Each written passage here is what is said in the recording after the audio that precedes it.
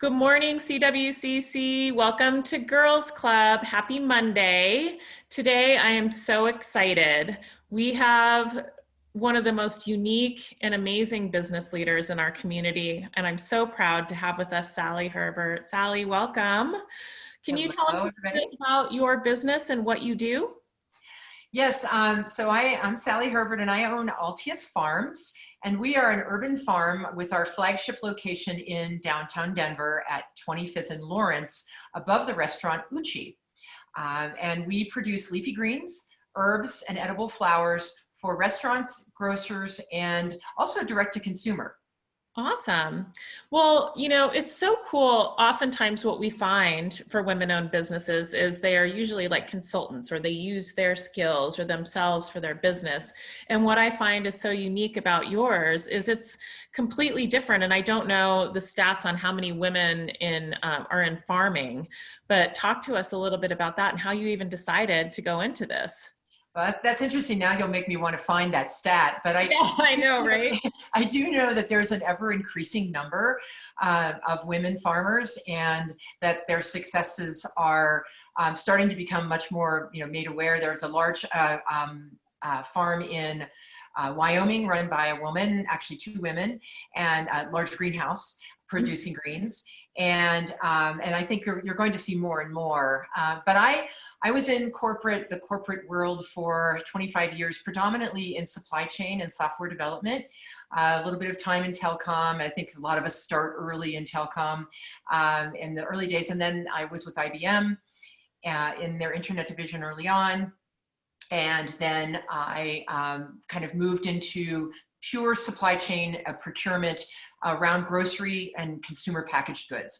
So I've always had that logistics and supply chain background. So that certainly has helped me in this venture, that's for certain. I also, I spent some time last as the president of GS1, within GS1, running barcodes internationally. So when you see barcodes on everything from a toothpaste to toilet paper, or whatever it happens to be, even on a piece of fruit, those barcodes were generated by my team and in collaboration with industry members. And the goal of the barcode is really to make sure you've got traceability on a product all the way from manufacture to consumption. And that product traceability is also something when you start to think about local food production, how important it is to know where your food comes from and trace it from the farmer to the table.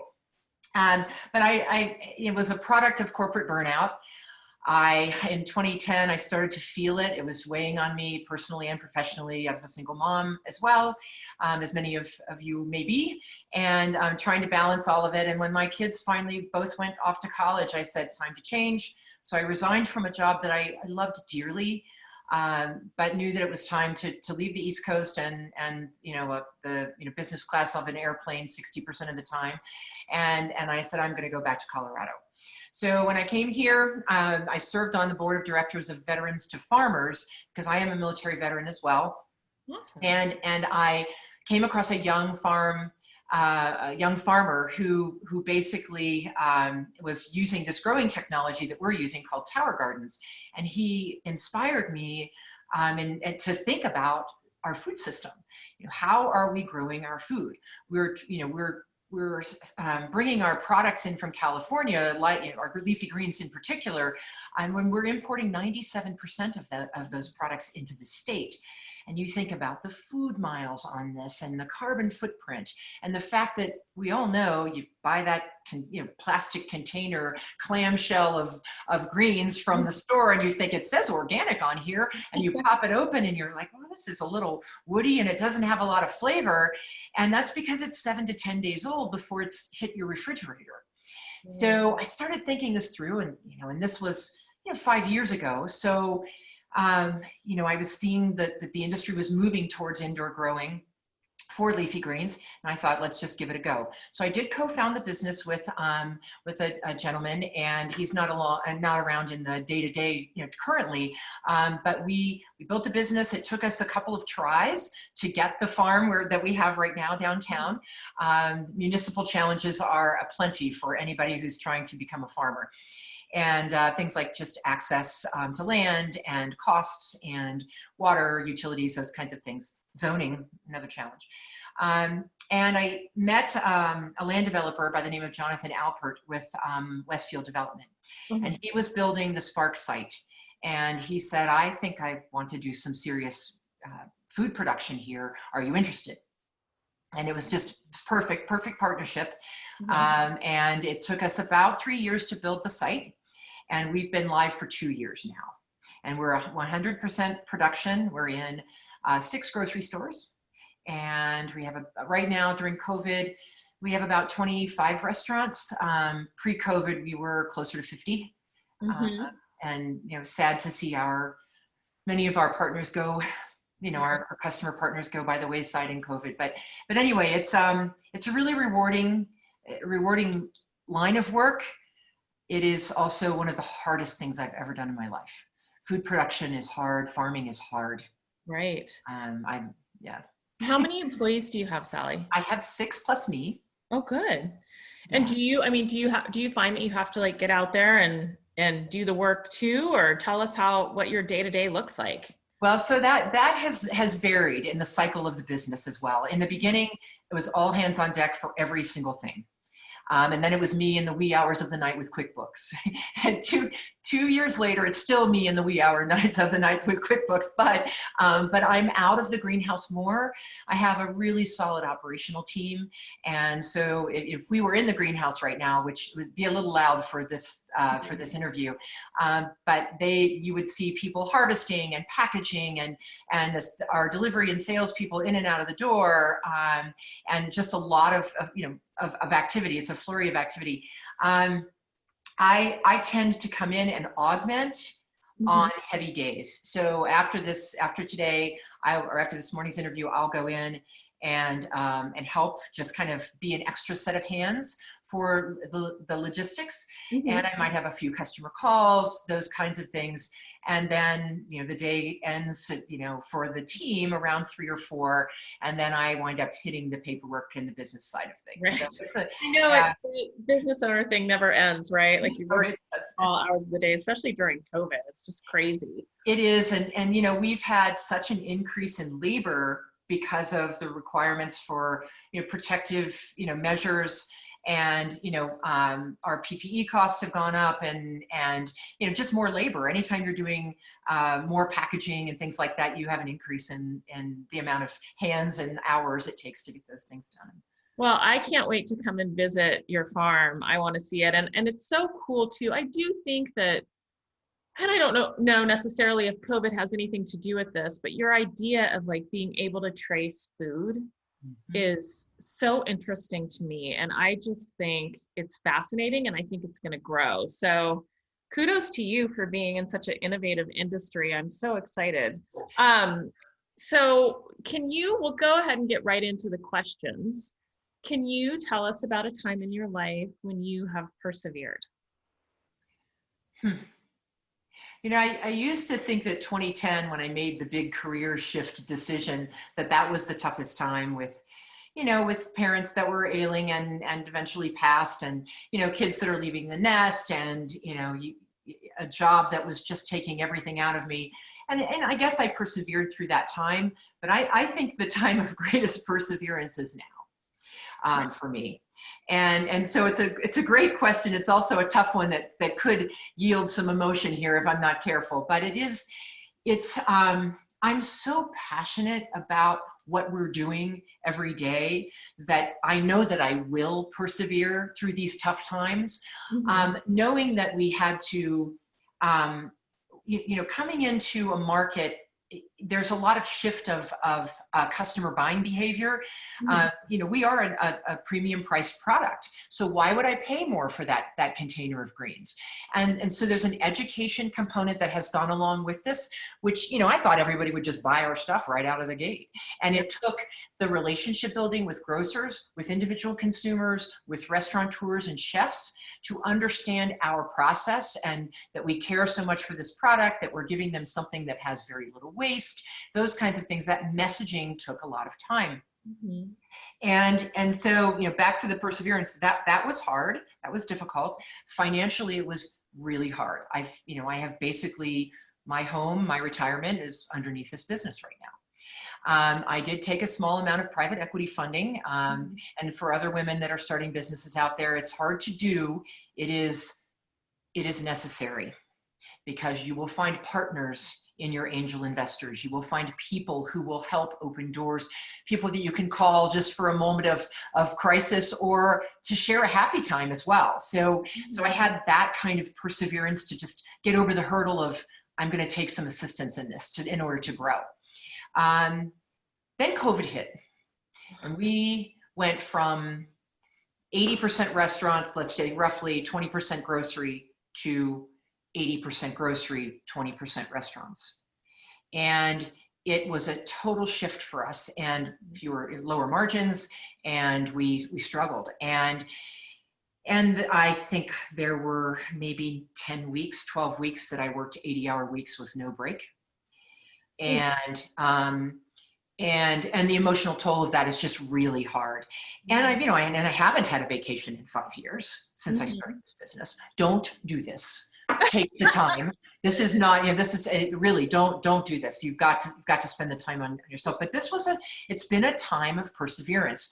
I've had some team turnover, and necessary, because in the early stages of startups, you often move on, you often transition and bring in different skill sets.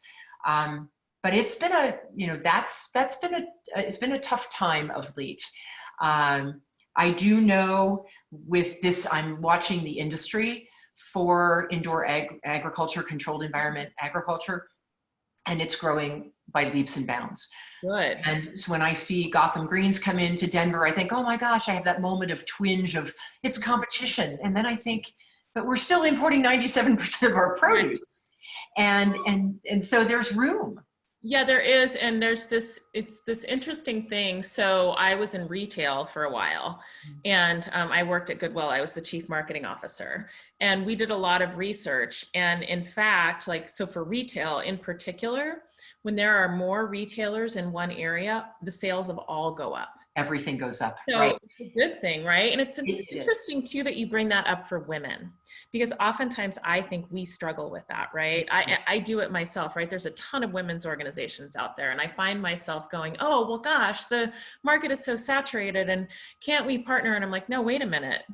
This is a surplus thing. Like, the more women's organizations, the more people will start to pay attention to things have to change, systems have to change. And that's why these organizations exist. But I catch myself sometimes because we're so competitive. Right. Well, it's it's always, I have to remind myself, it's that I must look at life from a position of abundance and not scarcity. Right. And that is, it's hard to do sometimes. And I know there is another large controlled environment agriculture greens producer coming into Denver. And I had that same twinge of, I thought, but are they not also going to help move the needle towards local produce and make local produce more accessible for other people, for underserved, for the masses, right? So it's positive. And it also speaks to the fact that they've done their market research recently, and they know there's a market here for it. Yeah. So that's only, and I've got a very strong, if you will, following, or very strong customer base. And I think that just that competition will help us all. Well, and I think being a woman in this industry will help you, right? Because oftentimes I find that in many industries that are male dominated, right, they don't have that unique perspective. And so whatever you do for your customers, you'll bring that unique perspective to as a woman. And we have 80% of the purchasing power. So that's always a good thing. Well, and food related, it might even be higher. Yeah. Right? Oh, I bet, right? Because we're the ones that do the majority of that. Well, Sally, tell us about a mantra that you live by. Well, the scarcity abundance thing is always there in the background, but I'm gonna move to leadership for just a second. Also, something that I think women struggle with from time to time is, am I a good leader, or how do I become a good leader? I feel it's our role and it's our responsibility to guide and train and educate, teach the next generation of whatever industry we're in. Yeah. So I think about my tech background, and I managed largely professionals. So software engineers and, coders, and whether it's a CIO or a marketing officer, whatever it happened to be, the team was more professional, educated, and there was often the structure within the company, especially IBM, of advancement. So a junior programmer, you knew what you needed to do to get your junior to a senior programmer, and you kind of move on up. And there were education courses, and there was infrastructure to help with that career growth and progression. You had 360 reviews and performance appraisals every year. And now I find myself in this small company where those things are still super important, but there's no structure. And so I'm needing to think. I still have that responsibility to teach and grow my team. What does that look like? So is it job rotation? So my salesperson's out on the floor harvesting, or my harvester might be working an event, or packaging. So I can get that cross-pollination of skills. It also means you don't have a single point of failure, in the greenhouse too. But, and I'm also sending people to food safety training and things like that to help teach them and grow them, and explain to them as Altius Farms grows and we expand our sites, which we will do, the early stage people on the team have a chance for growth, whether that's horizontal or vertical within the company functionally, they'll have a chance for that. So I do think no matter this company size, as leaders, we have that responsibility, that stewardship. Yeah. Well, how exciting too. And it's not something that you often think of, right? When you're thinking of working at a small business, right? I tend to think like corporate, there's room for growth, right? With small, if the business grows, there's so much room for growth. So, and learning and teaching, and they're so fortunate to work for you, having had the background that you have and the development that you've done with people. I hope so. The other side of this too is that, I have a team of laborers largely. And I want to keep them interested enough to not just go to another labor job. Yeah. And so I've got to try to keep it interesting. And it's a startup, so we can't afford to, we're not paying wildly high salaries. We're not. And so getting them to understand that you've got to stick with it, that as the company grows, there'll be, a stock option plan, there'll be, potentially benefits, beyond, we already do paid vacation and things like that, and which is unusual for farms. So, you want to try to retain the skill set that you have as well, even if it's a small company. Anyway, that's my view, and my mantra. Well, I feel like I've grown just by talking to you. So thank you for your gift of time for us today, Sally. I really appreciate it. And I can't wait to come visit you in person soon. Thank you. And Kristen and the rest of your group here, I'd like to provide some links to a video of the greenhouse and some stock photos and things like that, so you can really get a little bit of a view inside. I think it might be nice. We'd love to see that. We all need it right now. So thank you. All right. Thank you all.